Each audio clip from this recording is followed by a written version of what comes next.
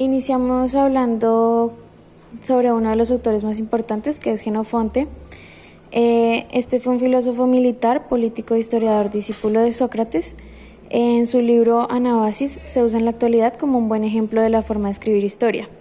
Su pensamiento sobre economía lo registró precisamente en un libro con ese nombre, que es O Economicus, un tratado sobre la administración del patrimonio, labor particularmente a cargo de mujeres. En este libro presenta una detallada información de cómo organizar la casa, entrenar y administrar la servidumbre, almacenar vino y alimentos.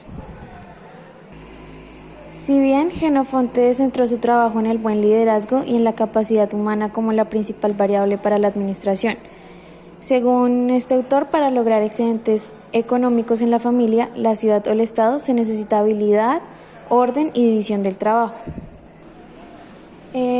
Como segundo autor importante tenemos a Platón, quien analizó toda la estructura política y económica del Estado.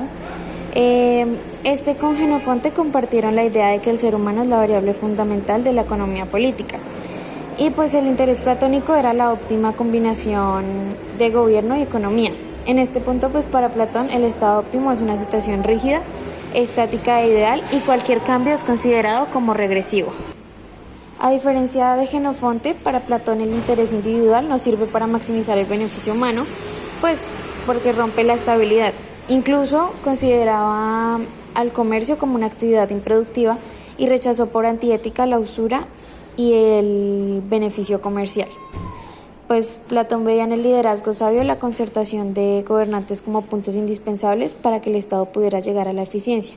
Además, Platón concebía el Estado autoritario y coercitivo como la única medida que se podía llegar a un bienestar social.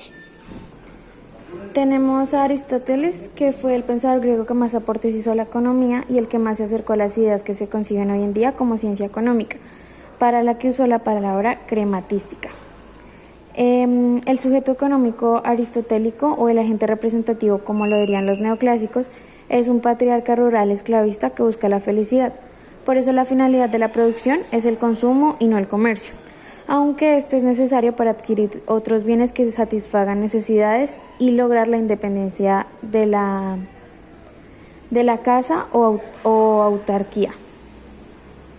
Si bien Aristóteles, al igual que Platón, percibe al individuo como parte consustancial de una sociedad, el hombre es un animal social, es parte de la polis, pero a diferencia de Platón defiende la propiedad privada para todas las clases, excepto para los esclavos, que no son otra cosa que un instrumento económico. Aristóteles concebía dos tipos de naturaleza. La primera de ellas era el gobierno, la otra naturaleza era la del comercio, donde se realizaba el intercambio entre dos que lograba aumentar un bienestar mutuo, en particular cuando existen excedentes. Aristóteles también expuso una división de los bienes entre los de primera necesidad y los bienes de lujo. También hizo una clasificación de las actividades productivas y en sectores primario, secundario y terciario. Y finalmente entendió bien la idea de los economistas de escala relacionada con el tamaño de las ciudades y se anticipó a Malthus respecto a los temores sobre el sobrepoblamiento. Tenemos a Santo Tomás de Aquino, quien fue un filósofo y teólogo italiano. Fue el más importante de los escolásticos, fue hijo de una familia noble, nació en Italia, cerca de la ciudad de Aquino. Santo Tomás reforzó un poco la teoría del valor aristotélica, sin dejar a un lado la moral cristiana de la época. Es por eso que no llegó del todo a crear una teoría concreta del valor de manera racional, como la que surgió más adelante. Santo Tomás habló de un orden natural de acuerdo a la creación de Dios, y su teoría de la demanda es una simple noción entre la relación de la utilidad humana de los bienes en comparación con el lugar que ocupan en el orden natural de la creación. 4-5. Santo Tomás reafirmó la teoría aristotélica del valor respecto a la doble medida de los bienes, que son valor de uso o valor de cambio, pero introduce la necesidad en la teoría de los precios, un aspecto que acerca la noción de precio justo al precio de mercado. Aquino afirmó que la producción y el intercambio en el mercado no reñían con la ética cuando se realizaba para satisfacer las necesidades de las partes. Quienes producen para el mercado actúan de manera equitativa si lo hacen para mejorar el bienestar de sí mismos o de los demás y si sus precios son justos. Para este autor, como lo fue para Alberto Magno, el precio justo es el precio natural o de mercado tal como lo establecía el Código de Justiniano. Tenemos a Jean Buridan, quien fue un francés, Hizo un importante avance en el concepto de demanda efectiva al relacionar las necesidades y el poder adquisitivo, afirmando que la conjunción de cierto número de consumidores y su capacidad de pago contribuyen a la formación de un estado de los negocios justo y normal en el mercado. Los aportes de Buridan se encaminaron al estudio por separado de la oferta y la demanda, al igual que Aquino consideró una doble regla en la teoría medieval del precio.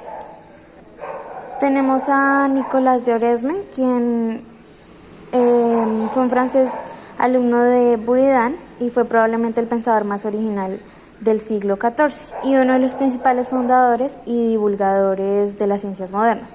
En contraposición del tomismo aristotélico, le reconoció el dinero un valor no convencional, sino real.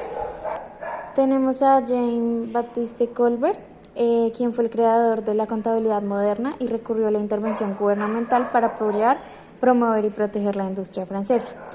Esta intervención se caracterizó por las acciones contra la corrupción, el fomento de la manufactura a través de subsidios, la construcción de redes de canales, carreteras y demás infraestructura necesaria para el desarrollo de la industria, la promoción de la industria con empresas que tenían la participación del propio Estado y la protección del mercado interno por medio de políticas que frenaban las importaciones.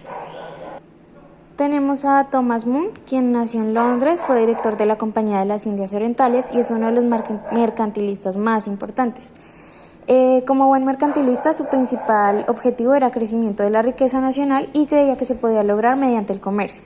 El objetivo dentro del comercio era lograr un superávit en la balanza comercial. Asumía que el país podía enriquecerse si lograba vender más de lo que compraba al resto de los países. Por esa razón, defendió la idea de importar mercancías de Asia, pagando con oro y obtener ganancias revendiendo luego esos bienes en Europa.